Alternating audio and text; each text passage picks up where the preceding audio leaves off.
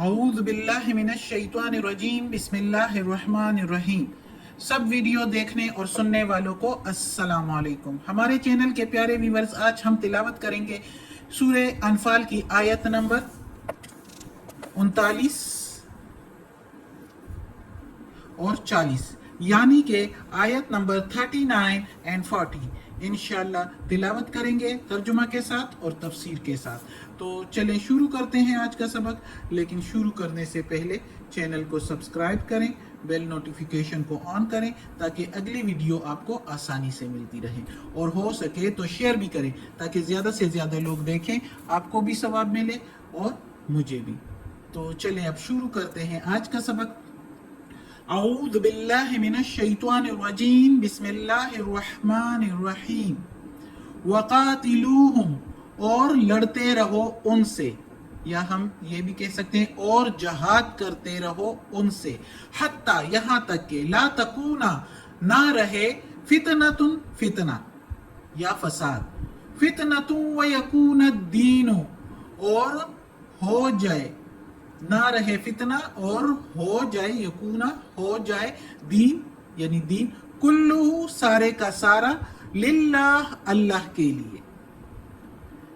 फ़इनिन तहो फिर अगर, फ़इनिन फिर अगर तहो बाज आ जाए, फ़इन्नल्लाह पस बेशक अल्लाह, बिमा साथ जो यअमलूना वो अमल करते हैं, बसीर खूब देखता है।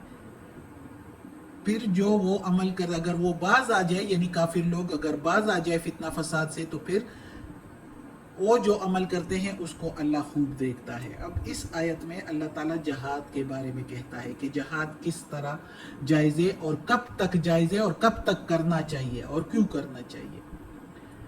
तो इसमें अल्लाह ताला बता रहा है कि लड़ते रहो इन फितना फसाद करने वालों से, यानी काफिरों से जो बुतों को पूजते हैं, खुद भी बेराह है, दूसरों को भी गुमराह कर रहे हैं। और फितना फसाद यही है ना कि अपना ही दस्तूर बनाया हुआ है, जो ना पहले किसी का किसी पैगंबर ने बताया और ना ही अल्लाह का हुक्म है, कहीं भी उनके पास लिखा हुआ कहीं भी सबूत कोई नहीं है, अपने आप का दस्तूर बनाया हुआ है, बुतों की पूजा कर रहे हैं और बुतों ही या खुद ही किससे कहानियां बना के और कहते हैं कि ये इस दस्तूर के मुताबिक ज़िंदगी गुजारनी है। और जो गरीब गुरबा थे, जो गुलाम थे, उनकी ज़िंदगी अजीरन कर रखी थी, और जो अमीर थे और बड़े बड़े सरदार थे वो खूब ऐश और इशरत की ज़िंदगी गुजारते थे और गरीबों पर मज़ीद तंगी ला रहे थे। ऐसा ज़माना था। तो ऐसे में मोहम्मद सल्लल्लाहु अलैहि वसल्लम जब आए और अल्लाह ताला के अहकामात आए, तो अल्लाह ताला ने कहा कि अब लड़ते रहो इन काफिरों से। मकसद ये है कि जो ईमान ले आए हैं, जिन्होंने इस्लाम कबूल किया है, वो मुतमईन होकर अब अल्लाह की इबादत कर सके, क्योंकि ये लोग अपने फितना और फसाद की वजह से मुसलमानों को सता रहे थे और मुसलमानों को सही इबादत भी नहीं करने दे रहे थे। जिस तरह हमने पिछली आयतों में पढ़ा है कि कभी तालियां बजाते थे, तो कभी सीटियां बजाते थे, तो कभी हंसी करते थे, मजाक उड़ाते थे।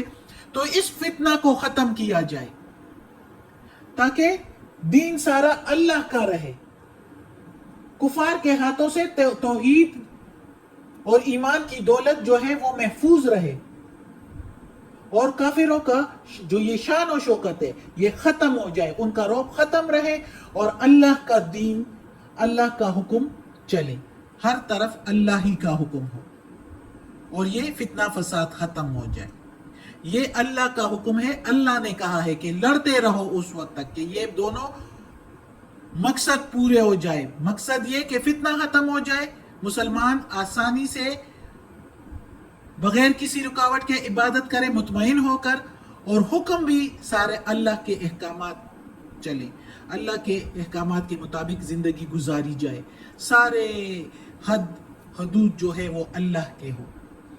तो और फिर इधर ये भी कहा कि फिर अगर वो बाज आ जाए, यानी बेशक वो जाहिरी तौर पर जो जाहिर में भी अपनी शरारत और कुफर से बाज आ जाए, तो फिर उनसे जहाद नहीं, उनसे जहाद से अल्लाह ताला ने मना फरमाया है। फिर अल्लाह ताला कहता है कि मैं हूँ بے شک اللہ ہے، وہ سب کچھ دیکھتا ہے، ان کے اعمال دیکھتا ہے۔ جب انہوں نے منہ سے کہہ دیا کہ ہم باز آ گئے ہیں کفر سے، ایمان لے آئے ہیں، کفر سے باز آ جانا مطلب ایمان لے آنا، تو پھر ان کو چھوڑ دو، یہ پھر اللہ کے سپرد ہے۔ وہ پھر منافقت کرتے ہیں تو بھی اللہ جانتا ہے کہ منافقوں کا درجہ کہاں ہے۔ دوزخ میں بھی سب سے نچلا درجہ منافقوں کا ہے، اور اگر وہ سچے مسلمان ہیں تو پھر تو ان کی بات ہی اور ہے۔ تو یہ پھر اللہ کے سپرد ہے۔ پھر مسلمانوں کو جائز نہیں ہے کہ ایسے بندے سے جہاد کرے جو منہ سے کہے کہ میں مسلمان ہوں اور میں اب کوئی شرارت نہیں کروں گا، تو ایسے سے جہاد کرنا جائز نہیں ہے، اللہ نے منع فرمایا ہے اس آیت میں۔ پھر اگلی آیت میں ہے وَإِن تَوَلَّوْا، اور اگر وہ مڑ جائے، تولو کے میننگ مڑ جانا، مڑ جانے کا مطلب انکار کر جانا، اور اگر وہ انکار کر جائے فَعَلَمُوا، تو جان لو۔ اب ادھر زبردستی ہے، غصہ ہے ایک قسم کے، وہ دھمکی سی دی ہوئی ہے، فَعَلَمُوا، بے شک جان لو، سن لو، ان اللہ، بے شک اللہ، مولاکم، حمایتی ہے تمہارا، یعنی مسلمانوں کا حمایتی ہے، نعم المولا، کیا خوب حمایتی ہے، ونعم النصیر، اور کیا خوب مددگار ہے۔ اب یہ مزید کافروں کو ایک قسم کی دھمکی، ایک قسم کی وارننگ دی گئی ہے، سن لو، جان لو، اور مسلمانوں کو جو ہے تسلی دی گئی ہے کہ ڈرو نہیں، جان لو اللہ تمہارے ساتھ ہے۔ جب اللہ کسی کے ساتھ ہو تو دنیا تو اللہ ہی نے بنائی ہے، اللہ تو صرف یہ حکم کر دے کہ کن، تو وہ ہو جاتا ہے، فیکن، تو پھر اللہ کے تو صرف کہنے کی دیر ہے، وہ سارے ختم۔ لیکن اللہ مسلمانوں کا رعب ڈالنا چاہتا ہے، مسلمانوں کے ہاتھوں سے کفر کو ختم کرنا چاہتا ہے، اس لیے اللہ تعالیٰ کہتا ہے کہ پھر اللہ تعالیٰ مسلمانوں کے ساتھ ہے، اور اللہ کی حمایت اور اللہ کی دوستی اور اللہ کی مدد کیا خوب مدد ہے۔ اس لیے اللہ تعالیٰ کہتا ہے کہ پھر کفار کی کثرت اور اس کے ساز و سامان سے رعب میں نہ آؤ۔ جیسے جنگ بدر میں اللہ تعالیٰ نے بغیر ساز و سامان کے تمہاری کیسے خوب مدد کی تھی، کیا خوب حمایت کی تھی، اسی طرح اب بھی کرے گا۔ اور کفار کے لیے بھی یہ وارننگ ہے کہ اللہ تعالیٰ نے جب مسلمانوں کا ساتھ دیا تو اب اپنی خیر منائے، اب اپنی خیر منائے۔ جب اللہ تعالیٰ نے کہہ دیا مومنوں کو کہ میں تمہارے ساتھ ہوں، اور اللہ کیا خوب حمایتی ہے اور کیا خوب مددگار ہے، تو پھر اے کافرو اپنی خیر مناؤ، یا تو ایمان لے آؤ یا پھر مرنے کے لیے تیار ہو جاؤ ذلت اور خواری کی موت کے لیے۔ تو یہ اس وقت کیسے بڑی بڑی قومیں مسلمانوں کا ٹکر نہ لے سکی، کیا روم، کیا فارس، اس کے علاوہ اور بڑی بڑی حکومتیں مسلمانوں کے ہاتھ میں آ گئی، کیونکہ اللہ مومنوں کے ساتھ۔ اب بھی اللہ تعالیٰ کہتا ہے جو سچے مومن بن جاتے ہیں، اللہ کی راہ میں جہاد کرتے ہیں، تو اب بھی اللہ تعالیٰ انہی کے ساتھ ہے۔ اللہ اپنے مومن بندوں کو اکیلا نہیں چھوڑتا، لیکن کوئی سچے دل سے اللہ کے ہو کر کریں۔ اس لیے اللہ تعالیٰ نے یہ اب ہمارے لیے بھی ہے کہ لڑو جب تک کہ فتنہ نہ ختم ہو جائے۔